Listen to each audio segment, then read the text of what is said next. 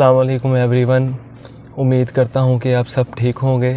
आज हमारे साथ हैं उसामा नज़ीर मलिक साहब, जो कि डायरेक्टर हैं फैसलाबाद एंटी ड्रग सेंटर के। आज हमारा इनसे क्वेश्चन है कि सर, ये जो आइस का नशा है ये दिन ब दिन फैल भी बहुत रहा है और ये आइस आ कहाँ से रही है? इससे माहौल भी बहुत डिस्टर्ब हो रहा है, फैमिलीज़ तबाह हो रही हैं। ऐसे ही पिछले दिनों में बहुत से वाक़यात सुनने को मिले कि आइस का पेशेंट था, आइस यूज़ करता था, उसने अपनी बीवी का भी कत्ल कर दिया। कई ऐसे के वाक़यात सामने आए हैं कि वालिदैन को कत्ल कर दिया आइस का पेशेंट। ये चीज़ें कुछ समझ में नहीं आ रही, तो आपके इस रिलेटेड क्या है, कुछ कहना है? जी, बिस्मिल्लाहिर्रहमानिर्रहीम।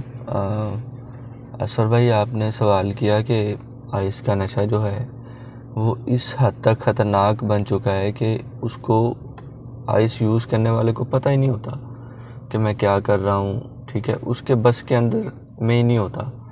आइस असल में एक सिंथेटिकल एक केमिकल है, ठीक है, जो एक सिंथेटिकल मेथड्स के तरीके से ये तैयार होता है और ये इतना ख़तरनाक है कि हम लोग इसका अंदाज़ा भी नहीं लगा सकते। आइस पीने वाले बंदे का जो मूड है वो सडन चेंज होता है। 1 मिनट के अंदर वो इतना खुश होता है कि आप उसकी खुशी का अंदाज़ा ही नहीं लगा सकते, और सडन सेकंड मिनट में वो इतना हाइपर होता है और इतना चिड़चिड़ापन, इतना गुस्सा उसके अंदर आता है कि वो उसका दिल करता है कि मैं हर एक चीज़ तबाह कर दूँ। आइस बेसिकली जो है वो हमारे मुआशरे को, जो हमारे मुआशरे की खुशहाली है, जो हमारे मुआशरे की तरक्की है, उसका आइस की वजह से जो लोग आइस इस्तेमाल करते हैं वो हमारे मुआशरे में एक ऐसा वो बदकिरदार हिस्सा उसका बन चुके हैं कि वो दिन ब दिन हमारे मुआशरे को और हमारी सोसाइटी को और हमारे हर गली मोहल्ले लेवल पे जो लोग हैं और आसपास जो हैं वो उन सब को तबाह कर रहे हैं। हमने अक्सर वाक़यात सुने हैं कि आइस पी के एक बंदे ने किसी को गोली मार दी, अपने सगे भाई के ऊपर फायर किया। अल्लाह माफ़ करे, मैं पिछले दिनों में न्यूज़ पे पढ़ रहा था, एक मेरे ख्याल में पता नहीं लइये का वाक़या है या कहाँ का वाक़या है कि एक बंदे ने आइस पी हुई थी। आइस पी के उसने सोते हुए अपनी बीवी को, अपने 2-3 बच्चों को, और शायद उसमें माँ भी थी या उसमें बाप भी था, उनको कत्ल कर दिया। और कत्ल भी इस अंदाज से किया कि मेरे पास अब वो लफ्ज़ नहीं है कि मैं आपको वो बयान कर सकूं। उनका जो सर था वो बिल्कुल जिस्म से अलग कर दिया। उसके पास पता नहीं कोई ऐसी कोई चीज़ थी, कोई जैसे तलवार टाइप कोई चीज़ है कि जैसे कोई मतलब कल्हारी टाइप की चीज़ है। उसने उनका जो गर्दन थी वो जिस्म से बिल्कुल अलग कर दी। और पिछले दिनों में अभी हमारे CPO फैसलाबाद साहब जो हैं, सैयद अली रिजवी साहब जो हैं, मैं कल ही उनका बयान सुन रहा था कि उन्होंने जब अपनी तैनाती की तो एक मैसेज अवाम को दिया। तो उनके जो मैसेज के अंदर जो बात थी, उनके अंदर जो जज्बा मैंने देखा कि जराइम को कंट्रोल करना है, अपनी पुलिस के अंदर जो कमियां कोताहियां हैं उसको मैंने कंट्रोल करना है, और जिस भी सतह पर ये जो जराइम या जो इस तरह की वारदात, चोरी डकैती हो रही है और नशे के हवाले से जो लोग दिन ब दिन आगे से आगे बढ़ रहे हैं, यूनिवर्सिटीज़ के अंदर जो नशा आम होता जा रहा है, कॉलेजेस के अंदर नशा आम होता जा रहा है। जी सर, मैं आपकी ज़रा बात थोड़ी सी टोक रहा हूँ। ऐसे ही है कि यूनिवर्सिटी के अंदर से बहुत सी लड़कियाँ इस आइस के नशे पर लगी हुई हैं। जी, वो ऐसी एक आइस की एडिक्ट पेशेंट थी, औरत ज़ात थी, BS की स्टूडेंट थी। उसके साथ ऐसे ही मीटअप हुई है, तो उसने बताया है कि आइस की मैं एडिक्शन में हूँ, तो आप मुझे काइंडली कोई ऐसी मेडिसिन बता दें जिससे मैं अपने आप को बहाल कर सकूं। लेकिन सर, मैंने उससे उसकी डिटेल पूछी। मैंने कहा आपने ये आइस का नशा स्टार्ट कैसे किया? कहती ऐसे ही हमारे ग्रुप 4 लोग थी, हम एक रूम में रहती थी, एक लड़की करती थी। कहती उसके बाद वो ऐसे ही दूसरी लड़की लगी है, दूसरी लड़की से हमारी तीसरी लड़की लगी है, तीसरी लड़की से ही फ़ौरन चौथी लड़की, यानी कि मैं खुद इस नशे पर लगी हूँ। कहती ये करके 3-3 दिन नींद नहीं आती, और जिस चीज़ पे बंदा फोकस करता है वो फोकस उसी चीज़ पे रहता है। कहती स्टडी इससे बहुत अच्छी हो जाती है, हमारी स्टडी में हमें ये बहुत हेल्प करती है। मैंने कहा स्टडी में हेल्प करती है, लेकिन आपको बहुत से नुकसान देती है, तो इस हवाले से आप क्या असफर भाई देखें, ये जो जिस हद तक उसकी बात थी कि स्टडी में हेल्प करती है या थोड़ा सा इंसान एक्टिव हो जाता है, ये सिर्फ़ एक वक्ती तौर पे इंसान के अंदर एक्टिविटी आती है।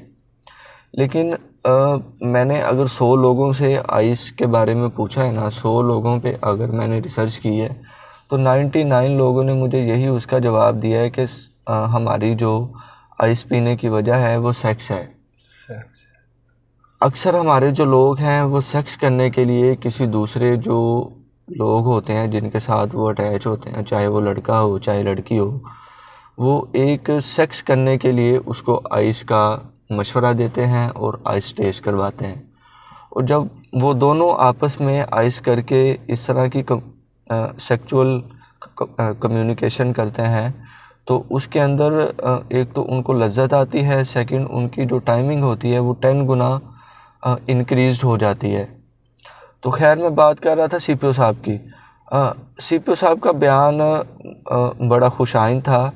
तो अल्लाह करे सीपीओ साहब जो है वो अपना जो मिशन या जिस मकसद के लिए यहाँ फैसलाबाद में आए हैं वो अल्लाह उनको उनके मकसद में कामयाब करे, उनके मिशन को कामयाब करे, और जो प्लान उनके माइंड के अंदर है अल्लाह करे वो प्लान अगर तो कामयाब हो जाए तो मैं गारंटी देता हूँ कि फैसलाबाद बिल्कुल हर एक किस्म से पाक हो जाएगा, जराइम से भी पाक हो जाएगा, यहाँ पे चोरियाँ डकैतियाँ भी कम हो जाएंगी, यहाँ पे जो नशा है वो नशा भी कम हो जाएगा, मंशियात फ़रोश करने वाले लोग भी कम हो जाएंगे। अगर तो सीपीओ फैसलाबाद देखें, सीपीओ फैसलाबाद अपनी हद तक कुछ नहीं कर सकते।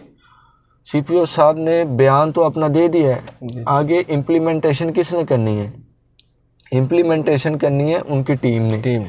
उनकी टीम के अंदर आते हैं एसएसपी साहब आते हैं, एसपी साहब आते हैं, एएसपी साहब आते हैं, डीएसपी साहब आते हैं, एसएचओ साहब आते हैं। एसएचओ साहब के नीचे एक प्रॉपर एक सेटअप होता है थाने के अंदर। लेकिन जब एक थाने की सतह पे जब इस काम को हम रोक नहीं सकते तो सीपीओ साहब बेचारे क्या करेंगे? सुबह को आएंगे, रात को जाएंगे, 15-20 घंटे की ड्यूटी, ठीक है, बेचारे वो करके थक हार के अपने बयानात जारी करके अपनी मेहनत करके वो घर को चले जाएंगे।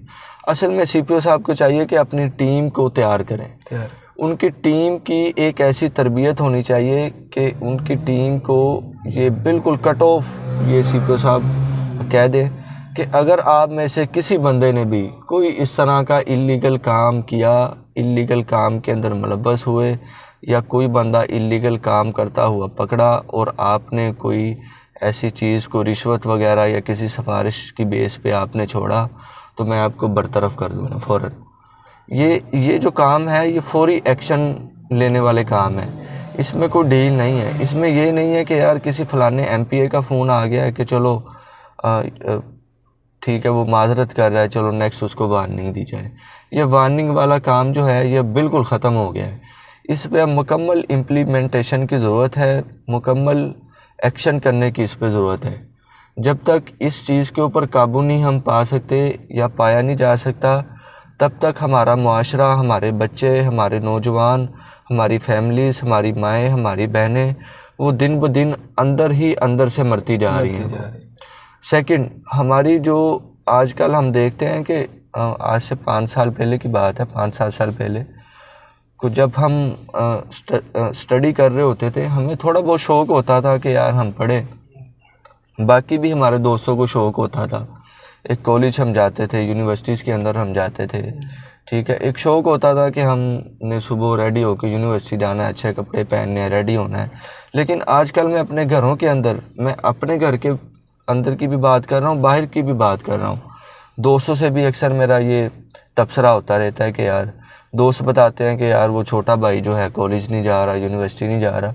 अच्छा, इसके पीछे क्या वजह है कि हम इस हद तक हमारी जो मेंटालिटी है वो डिस्टर्ब हो चुकी है हमारे माशरे को देख देख के।